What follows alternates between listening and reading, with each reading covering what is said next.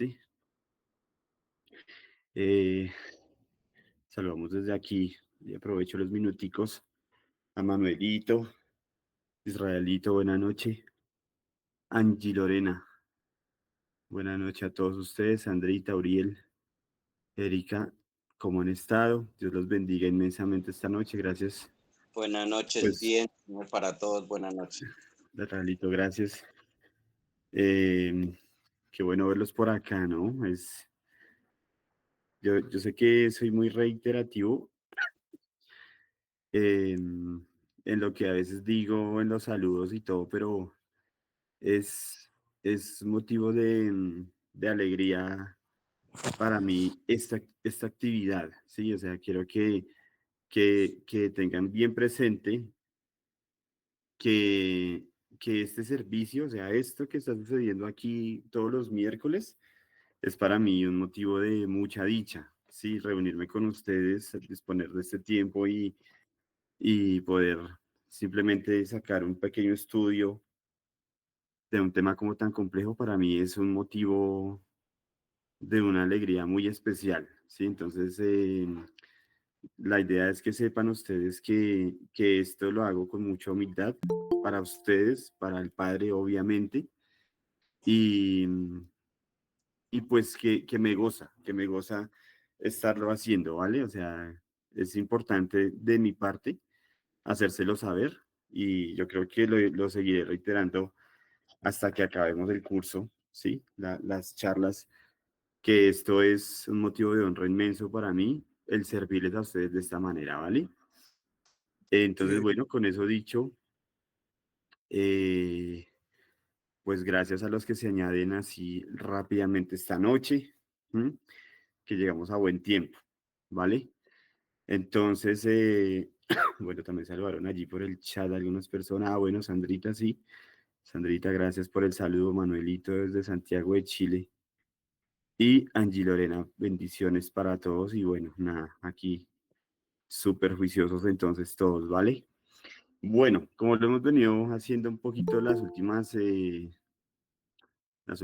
sesiones, digamos, alguno de ustedes, así súper rápidamente, en unas cortas palabras, quiere recordarnos qué fue lo que hablamos hace 8 días, por favor? Buenas noches. Sandrita, Dios te bendiga. eh, Amén. El título principal era Llorando Ujú, y el valor bíblico del lamento. ujú, Primero, el sufrimiento es real. Segundo, el lamento es bíblico. Tercero, el lamento fortalece la fe. Y el cuarto, el lamento de Cristo. exacto. Exactamente, entonces digamos que gracias, Sandrita, gracias. Entonces, así tal Sí. cual lo dice Sandrita, ¿no? Empezamos un nuevo capítulo, que el capítulo 12 se llama Llorando. Sí, yo les decía que los capítulos de aquí hasta que acabemos van a tener nombres así, ¿sí? Caminando, llorando y así, orando, unos cuantos así. Y en principio pareciera que el libro de donde estamos tomando el estudio planteara como que fuera un proceso dentro de un momento de dolor y de sufrimiento, pero no necesariamente, ¿sí? Sino que son simplemente títulos o situaciones que, que cuando estamos en medio de un sufrimiento, pues se van entrelazando, ¿sí? Entonces, por ejemplo, con los dos el que ya vimos y el que estamos viendo ahorita, digamos, en medio del sufrimiento que hacemos, pues andamos en medio de él, ¿sí? Y veíamos el ejemplo de los tres chicos allí en el horno. Cuando el ángel del Señor llegó al horno, pues ellos simplemente se paseaban y era evidente para el resto que estaba viendo, digamos, en ese caso, pues para el rey. Ellos estaban andando en medio de un horno, en medio de algo, una situación que con todo y todo podía llegar a ser un poquito desconcertante, ¿sí? Después entramos a este capítulo grande que se llama Llorando, entonces es como que pensemos un poco que en medio tal vez de un sufrimiento que tengamos nosotros, mientras estamos caminando, como esos chicos en el horno, llegarán situaciones que nos llevarán a eso, a llorar, a hacernos llorar. Y dentro del llorar veíamos un poco el lamento, justamente. y veíamos tal vez unas cuantas apreciaciones del por qué el lamento es importante, en especial el lamento hacerlo correctamente, ¿sí? Hacerlo delante, pues, del Padre que nos escucha, ¿sí?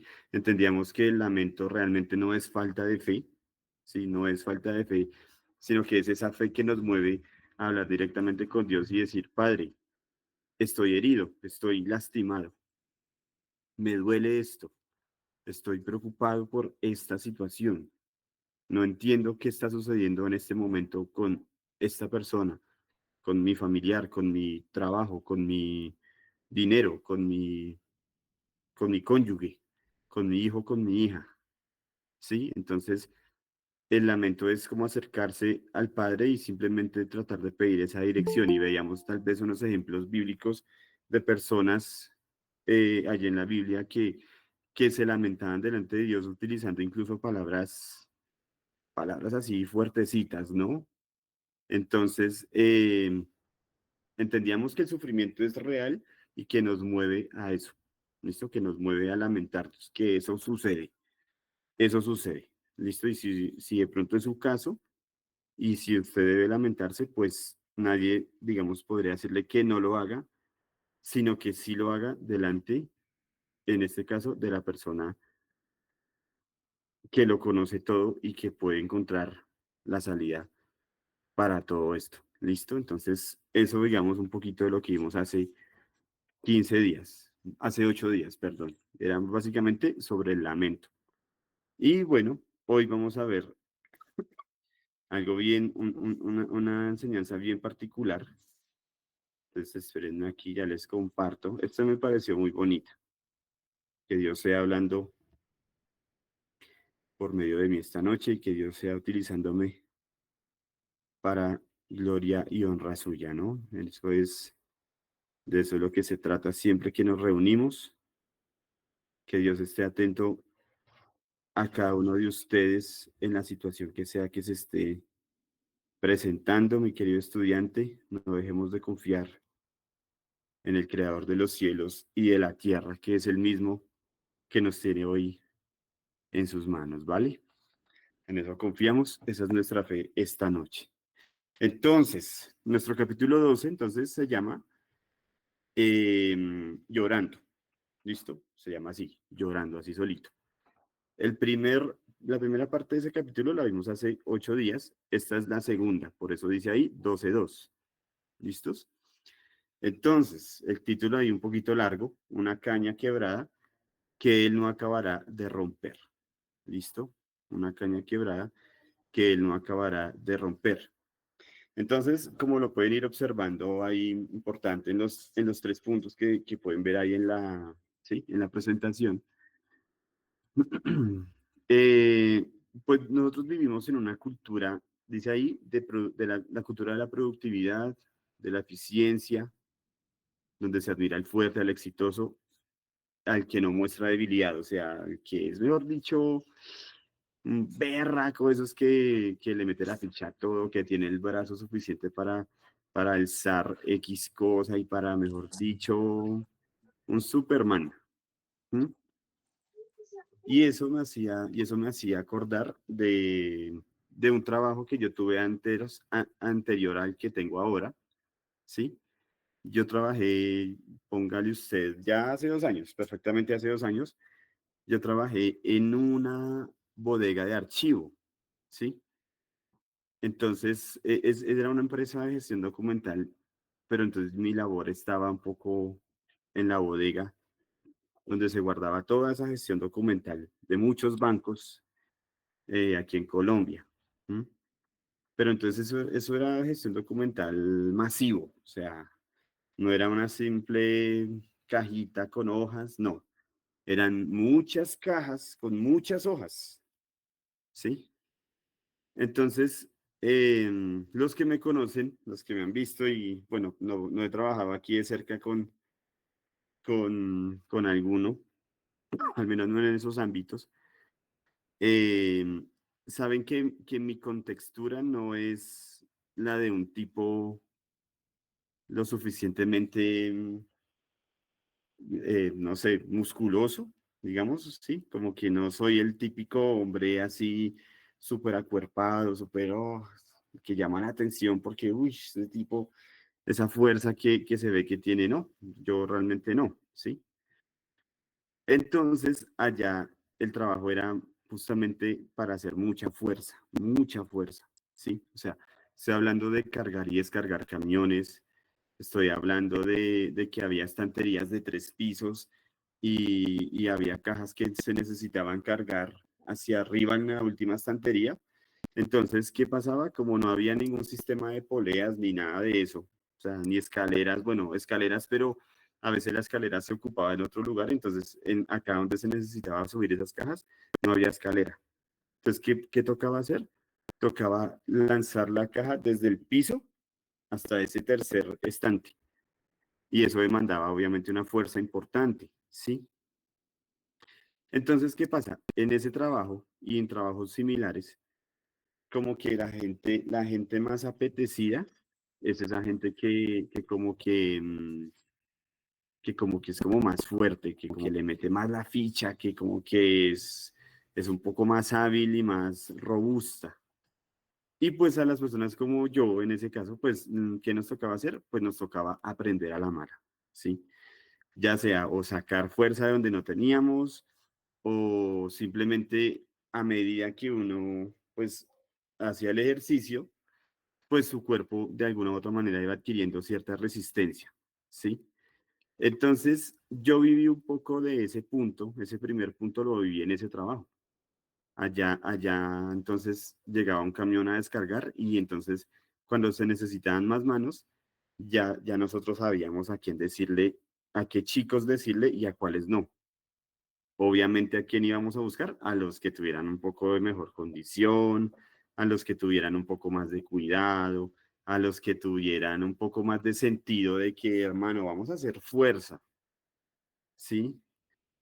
Y en cambio, de pronto aquel que era un poquito, que se notaba más medio débil, con menos fuerza, como que menos actitud, a ellos sí preferíamos como que no. Sí, un poco excluyente la vaina, pero pues digamos que se puede entender un poquito, ¿no? Entonces, esa es la cultura que se ve en muchos otros lugares también, ¿sí? Esa cultura. Entonces, ¿qué pasa? Eso nos invita a pensar que así como hay una cierta cultura en donde se admira mucho personas así, ¿sí? Como así un poco más, con más capacidad, en cuanto a lo físico al menos, em, hay otra parte dentro de otra cultura, ¿sí? O de pronto dentro de esa misma cultura, que entonces son un poquito más,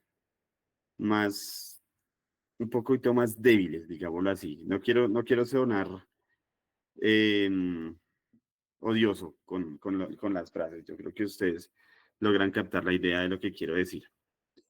Hay una cultura de personas que son un poquito más, que van más suavecito, que van más suave, ¿sí? A los que por allá relegan, tal vez relegan por allá porque no tienen aptitud, no tienen el cuerpo, no tienen la fuerza, no tienen, ¿sí? Entonces, ¿qué pasa? En determinadas situaciones, en determinados ámbitos, eso entonces lo pasamos a determinados ámbitos y eso empieza a atacar.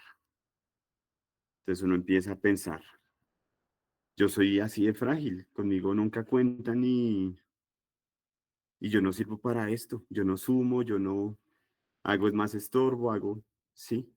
Entonces resulta que así como lo acabo de decir yo, como esos débiles, esos frágiles que se menciona ahí en ese segundo puntico, también hay un cierto trato especial, ¿sí? Un cierto trato especial.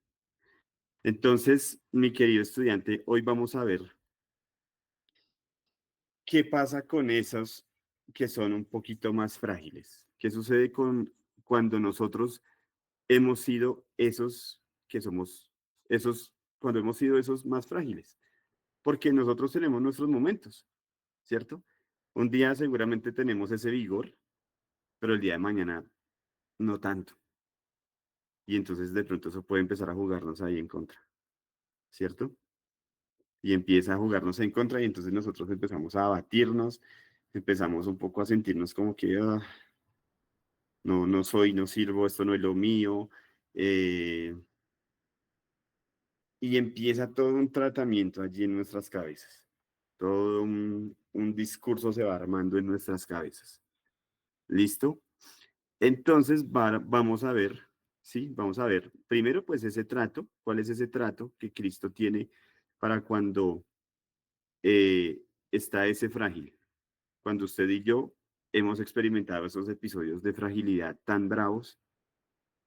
Vamos a ver qué es lo que ha sucedido, ¿vale? Vamos a ver cuál es la manera en que se nos ha tratado a nosotros, ¿vale? Y vamos a ver entonces para qué, qué puede resultar de ahí. ¿Listo? Entonces vamos a ver algunos aspectos sobre esa caña quebrada, entre comillas, y veremos entonces ese trato del Padre. Entonces yo creo que ya con lo que he dicho y con lo que ustedes ven ahí en la pantalla, ya pueden estarse dando cuenta el pasaje, nuestro pasaje base de esta noche, ¿cierto? Entonces aquí continúo. Entonces la enseñanza, dentro de la enseñanza, se llama la caña quebrada, así sencillito. Y claramente es la misma que se habla en Isaías 42, 3. ¿Listo? Isaías 42, 3. Entonces voy a leerlo aquí en favor pues, de todos ustedes que están allí súper juiciosos. Recuerden, yo también seré reiterativo un poco y sería muy chévere, súper chévere, que ahí en donde usted se encuentra pueda tener tal vez un eferito, una libretica, porque, porque ustedes ya saben que yo solo les presento aquí los títulos y yo lo voy desarrollando aquí con mis apuntes, ¿vale? Entonces, pues, la idea es que al menos si notan de pronto cositas o alguna parte que usted diga, uy, eso está chévere, pues vale la pena que ¿sí? Que lo apunte y lo tenga ahí fresquito, ¿vale? Por ejemplo, nuestro pasaje de esta noche. Isaías 42:3 dice, no quebrará la caña cascada, ni apagará el pábilo que humeare. Por medio de la verdad traerá justicia. ¿Listo? Por medio de la verdad traerá justicia. Y aquí, en este pasaje, tanto usted como yo creo que ya sabemos de quién están hablando. O al menos yo creo que ya sabemos quién es ese que por medio de la verdad traerá justicia. ¿Listo? Y empezamos a hacernos una idea de quién es esa caña cascada. ¿Sí? ¿Quién es ese pábilo humeante? ¿Listo? Entonces, con eso en mente, empezamos nuestra conversación en esta noche. Entonces, el primer punto, el siervo y la caña. ¿Listos? El siervo y la caña. Entonces, Isaías pues habla de un siervo misterioso, ¿sí? Misterioso en el sentido de que nunca se dice el nombre en el pasaje ni nada de eso. Simplemente empieza a anunciar un siervo. Lo estudiamos en algún momento. Creo que fue, creo que fue una de las partes en el estudio cuando yo les dije que fue la parte que a mí más me impactó. Ese siervo, ese soberano sufriente. Creo que fue ese capítulo cuando lo vimos que a mí me impactó mucho. Sí, obviamente no nos vamos a devolver, simplemente vamos a tener ahí presente que Isaías hablaba de un siervo misterioso, se empezó a anunciar de un siervo misterioso, un hombre escogido por Dios sobre quien reposará el Espíritu de Dios, ¿cierto? Y por allí en Isaías 53, entonces se nos abre el panorama sobre ese siervo, ¿sí? Y terminamos de entender quién es ese siervo, el nombre que él vino a tener después, el mismo siervo que ha cargado con sus culpas, el que fue herido por sus rebeliones y por las mías, ¿cierto? Entonces, hay consenso y todos estamos de acuerdo que estamos hablando del mismísimo Señor Jesucristo. ¿Listo? Y pues en cierto sentido también la iglesia primitiva apoyó obviamente la idea, ¿sí? Recuerden el momento en que del encuentro del el eunuco etíope, ¿sí? Entonces él justamente estaba hablando, estaba leyendo esos pasajes, eran esos pasajes. Y entonces, claro, cuando él como que preguntaba como que, "Hey, ¿y, ¿y quién es ese hombre? ¿Quién es ese hombre?" Y pues el encuentro ahí con Felipe le cambió la vida al hombre, prácticamente, ¿sí? El mismo Señor Jesús revelado allí a partir del profeta Isaías. Entonces, vamos a ver qué sucede o qué significa esa imagen de esa caña quebrada, ¿sí? Entonces, uno busca un poco la palabra quebrado, ¿sí?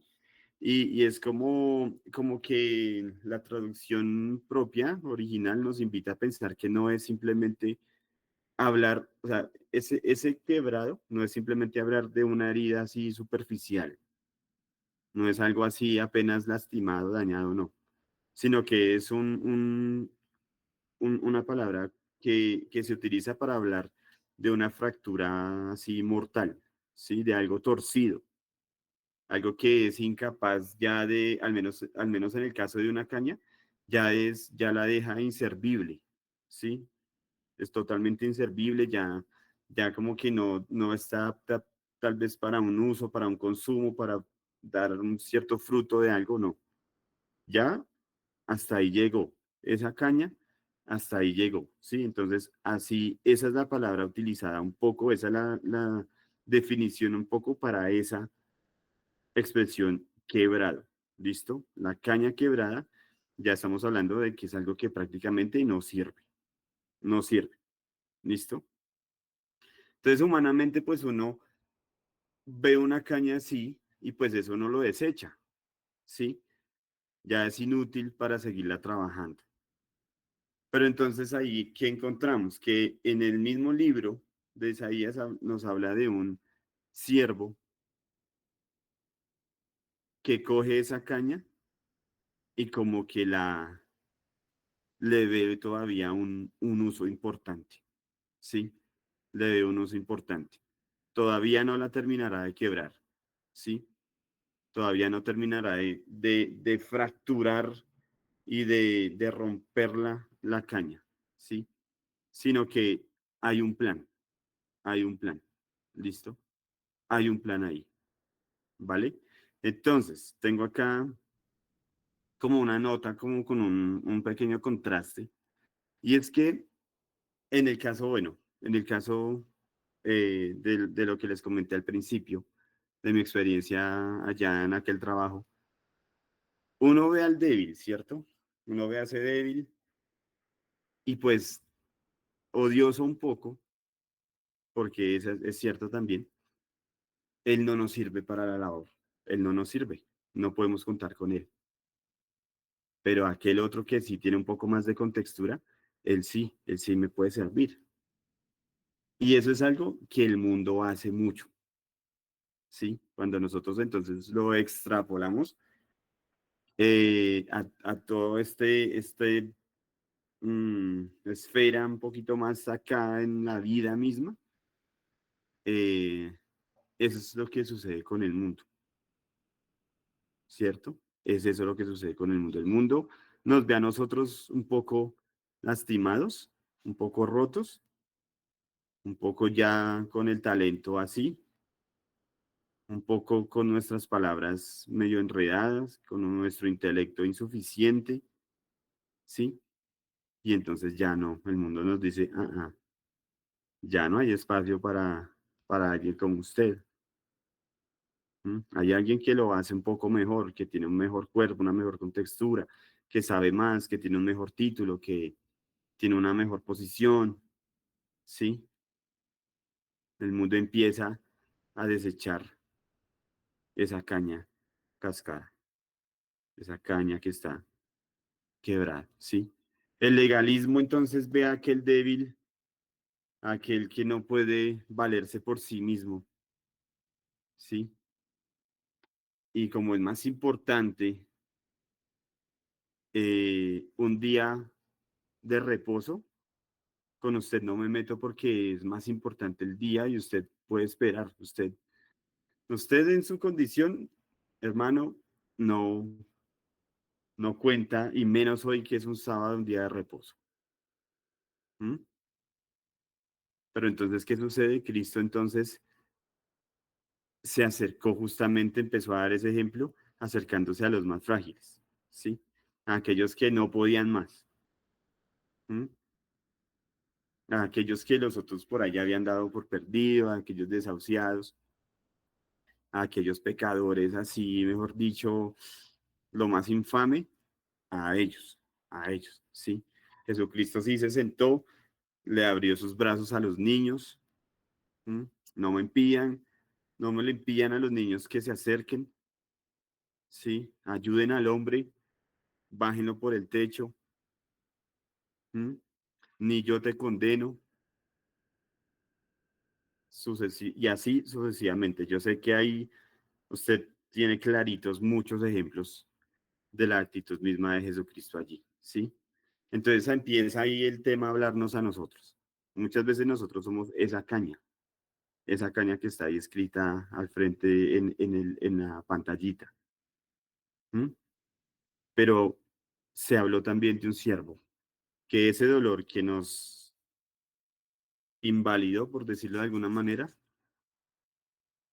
llegó ese siervo que con su dolor nos revalió y nos dio una nueva identidad y que nos enseñó que nuestra fuerza es la misma que Él nos provee. ¿Mm?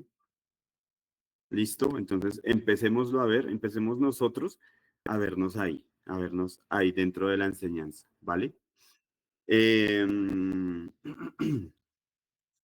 estas son buenas noticias un poco para, pues, para aquellos que nosotros, que nos estamos viendo hoy como esa caña, desgastados tal vez por ese sufrimiento que hoy día tenemos, ¿sí? Ese pecado que todavía pesa, ese pecado que se cometió en su momento y todavía tenemos ahí, ¿cierto? Esa lucha interna que solo Dios y cada uno de ustedes sabe, ¿sí? Pero entonces la buena noticia es justamente eso, que Jesucristo mismo, en su amor y en su gracia, no nos ha desechado. Donde allá el mundo ve fracaso, Jesucristo vino y mostró redención, ¿sí? El corazón que está arrugado y apachurrado, Jesucristo viene y entonces sopla vida nueva. ¿Listo? Eso es lo que ha sucedido con nosotros, ¿vale? Eso como primer punto. ¿Listo? El segundo punto, el ejemplo de Elías. Entonces vamos a ver un ejemplo así importante, ¿cierto? En el Antiguo Testamento de un tipo que el hombre fue, mejor dicho, o sea, el hombre estuvo en lo más alto y curiosamente pasó de todo y llegó a lo más bajo, ¿sí? Cayó en su ánimo de una manera, durísima. ¿Mm? Eso lo vemos, segundo punto, claramente, y lo vemos en Primera de Reyes, el capítulo 19. Claramente no lo vamos a leer, es muy extenso, pero entonces, ¿a qué quiero ir de pronto con este ejemplo más que todo? Mm, ese es el pasaje en donde nos muestra una victoria tremendísima del profeta Elías contra 400 y pico profetas de Baal, ¿sí? Entonces el hombre, mejor dicho, una muestra de lo que era el glorioso nombre de Dios, así súper impactante, todo un tema con un trasfondo muy importante, que por tiempo no lo vamos a revisar, pero que yo sé que muchos aquí lo tenemos súper claro, ¿sí? Entonces el hombre acababa de tener una victoria tremenda, ¿sí? El Monte Carmelo, 450 profetas, eh, a- llamando a un Dios que ni fu ni fa, y el profeta Elías todavía poniendo el tema más difícil, eh, invocó el nombre de Dios y el nombre de Dios fue el que quedó así súper, ¿sí? Exaltado. Y entonces uno dice, uy, o sea, este hombre sale de esto y ¿qué sigue? ¿Qué sigue? ¿Qué sigue, hermano? ¿Qué sigue con este hombre? Sí, ya llegó a este punto, pues venga, miramos a ver qué pasó, qué más sigue en esta historia. ¿Mm? Pues, ¿qué sucedió? Que, que como que la jefe de todos estos hombres le envió un mensaje. Mañana su merced a esta hora va a estar muerto, no va a vivir para contarla. Y el profeta Elías pasó de esa euforia seguramente, sí, o al menos para nosotros lo que significa ese suceso tan tremendo, pasó a tener miedo y amedrentarse de una manera muy, muy cruda, ¿sí? Hasta llegar al punto, versículo 4 del capítulo 19, de, de acercarse y decir, quítame la vida, Dios, no soy mejor de aquellos que estuvieron antes de mí, ¿sí? Entonces se habla mucho de que este es un vivo ejemplo de lo que es sumergirse en una depresión, ¿sí? Se acostó debajo de un arbusto, rendido, deseando desaparecer. Entonces vemos cómo pasó de un punto a otro así. Y uno dice, uy, ¿qué sucedió? Pues entonces aquí estamos viendo que a Elías como esa caña, esa caña cascada. Elías es un ejemplo de esa caña cascada, ¿sí? Entonces vemos algo todavía mucho más clave, y es que hombres y mujeres de fe, ¿sí? Así como el profeta Elías, así como cada uno de ustedes, hombres y mujeres de fe, también pueden llegar a ser cañas cascadas, cañas quebradas. ¿Mm? Nadie está exento entonces de llegar a un agotamiento, de deprimirse, de perder la esperanza, ¿sí?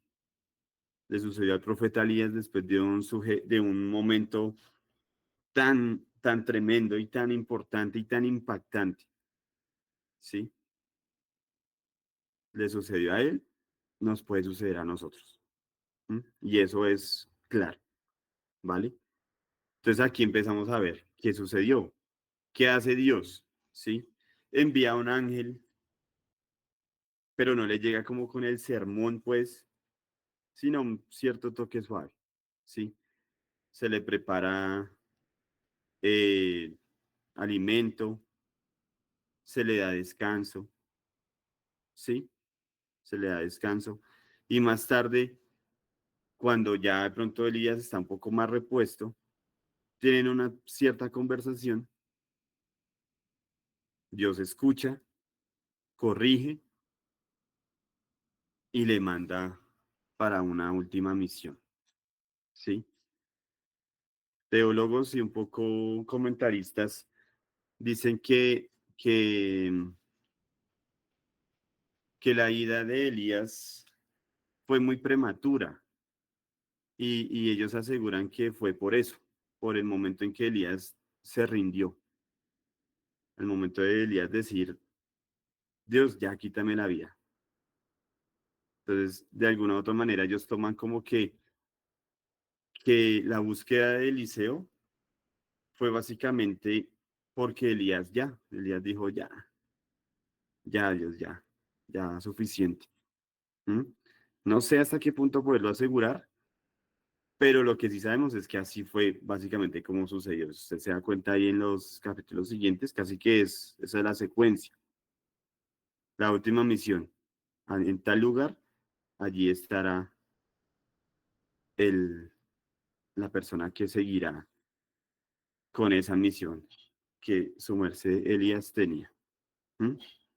Entonces, aquí lo que se ve es casi que un trato como el que actualmente en cierto sentido se le da a un paciente depresivo en cierto punto, ¿sí? Una muy buena alimentación, un cierto reposo, una conversación, una cierta afirmación. ¿Listo? Eso es lo que hizo Dios con el profeta Elías, ¿sí? Entonces, aquí hay que llegar y pensar que la depresión entonces no es solamente falta de fe. Hay muchos que piensan que es simplemente falta de fe, más bien, ¿sí?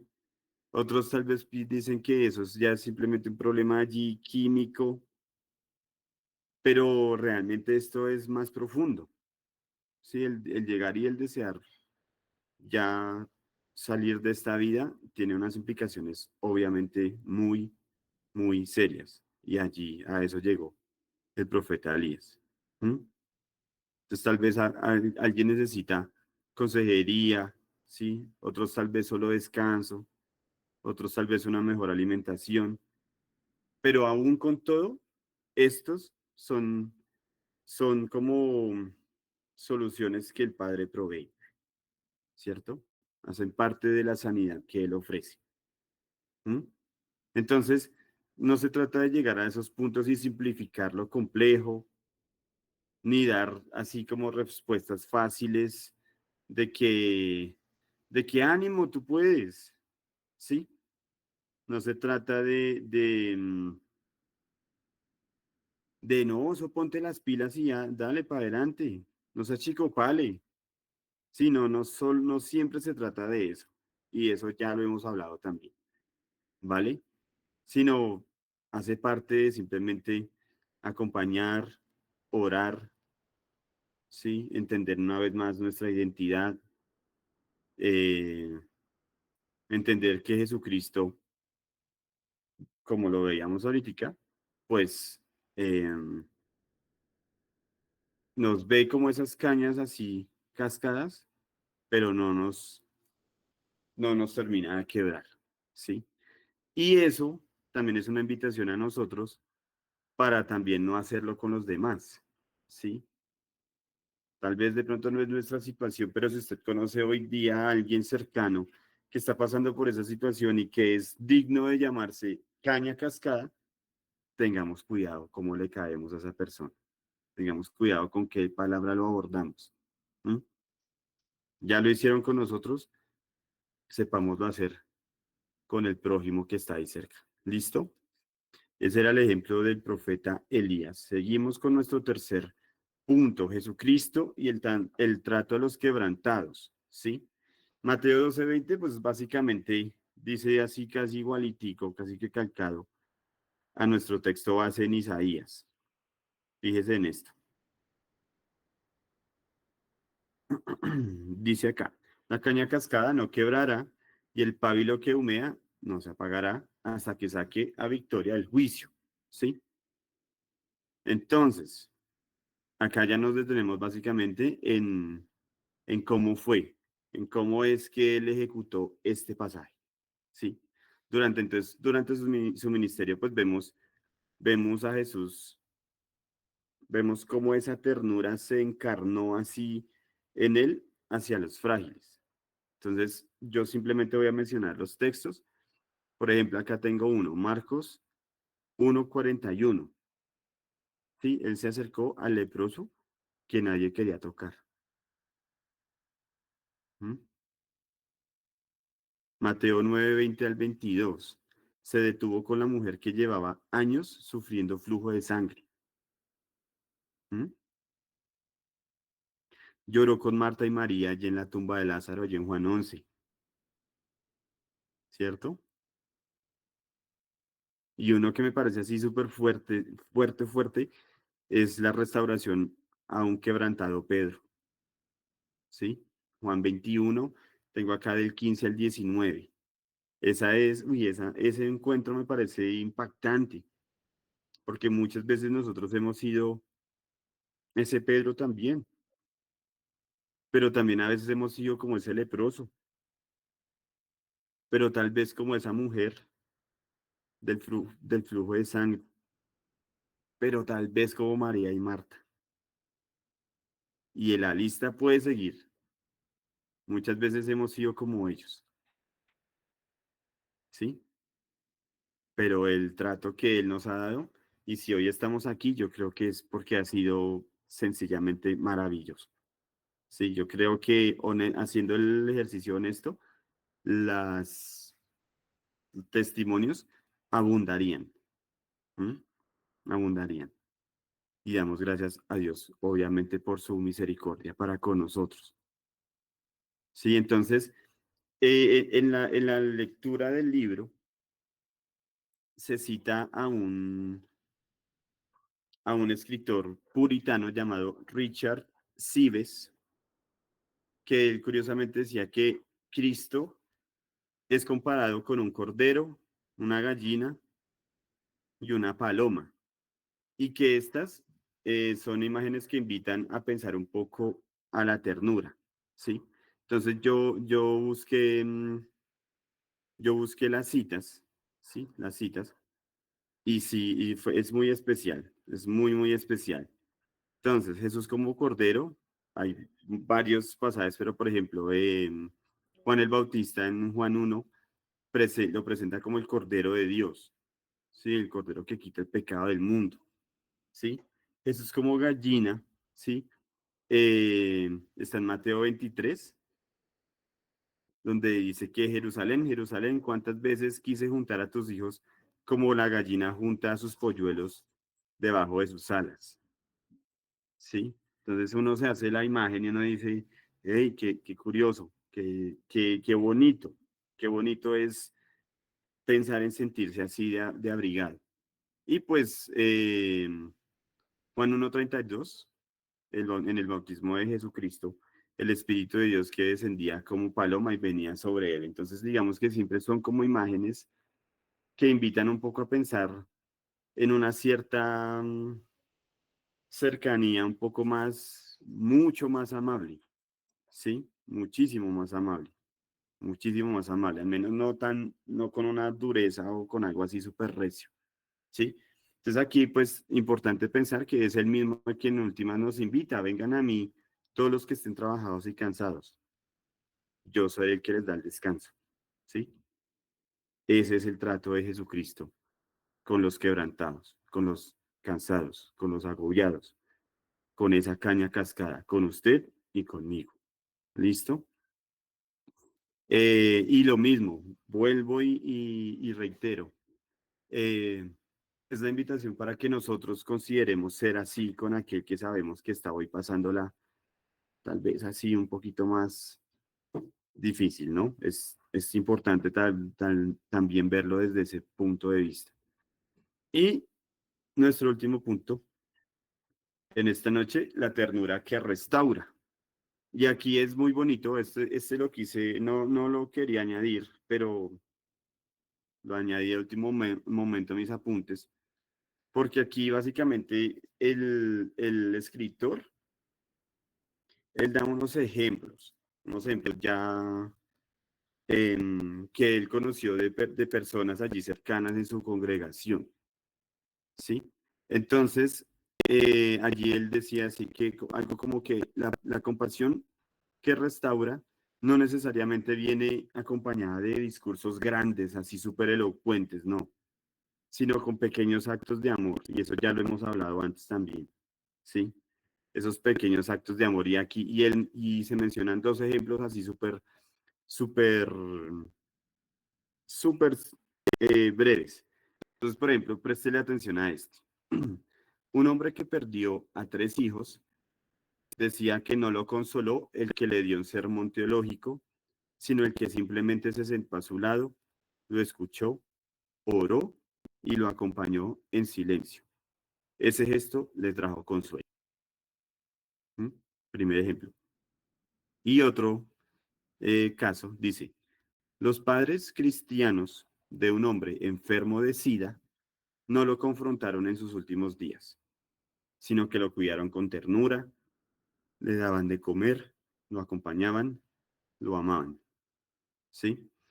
Lo amaban. Y en ese ambiente seguro, él mismo pudo hablar de los conflictos familiares y reconciliarse, ¿sí? O sea, estos padres prepararon todo el terreno para que en un dado momento el chico simplemente pudiera abrirse y resolver algún conflicto, pues antes de partir, lograr esa reconciliación, ¿sí? Entonces pensemos que ayudar a alguien quebrantado no significa tener las respuestas, tener todas las respuestas siempre. ¿M? Tal vez a veces lo que necesitan es que nos sentemos ahí al lado, hagamos una pequeña oración, preguntemos qué ha pasado, cómo vas, estoy orando por ti, quiero que sepas que estoy orando por ti, quiero que sepas que Dios me ha hablado sobre esto y quiero compartírtelo, ¿sí? Un abrazo puede predicar a veces más que un sermón, ¿sí? Un plato de comida puede abrir la puerta a una conversación realmente profunda, ¿sí? Reparadora, de esas que sanen el alma, ¿no? Entonces, yo creo que ha sido claro, ¿sí? Ya por último, pues recordar, me acuerdo mucho en este estudio el pasaje ahí que invita a llorar con aquellos que lloran también, ¿sí? Todo hace parte de una cierta conducta, todo hace parte un poquito de una cierta ética que debemos manejar. Listo, entonces así a manera de resumen, pues pensar en ese siervo que carga nuestras culpas y que sana lo que pareciera o lo que parecía que se había perdido, ¿sí? Como con Elías, que el primero cuidó ese cansancio, pero luego nos encomienda una última labor, ¿sí? Nos invita a ser una comunidad para tratar con ternura a aquellos frágiles. ¿M? Y nos muestra que la compasión está también en esos gestos que parecieran así chiquititos, pero con una profundidad inmensa, ¿vale? Y pues quise apuntar este pasaje, ¿sí? Em, porque esa es la actitud, esa es la actitud de nuestro buen Dios. Ya entendemos a este punto que es un Dios personal. Y ahí lo dice, cercano está Jehová a los quebrantados de corazón. Sí, sí, tal vez alguno de ustedes o se encuentra así, quebrantado de corazón, o conocen a alguien que hoy día está así, quebrantado en su corazón, pues mostrarle un poco que Jehová está ahí al alcance, ¿sí? Que Él salva a los contritos de espíritu. Y eso es lo que nuestro buen Dios ha hecho con nosotros hasta este día, ¿vale?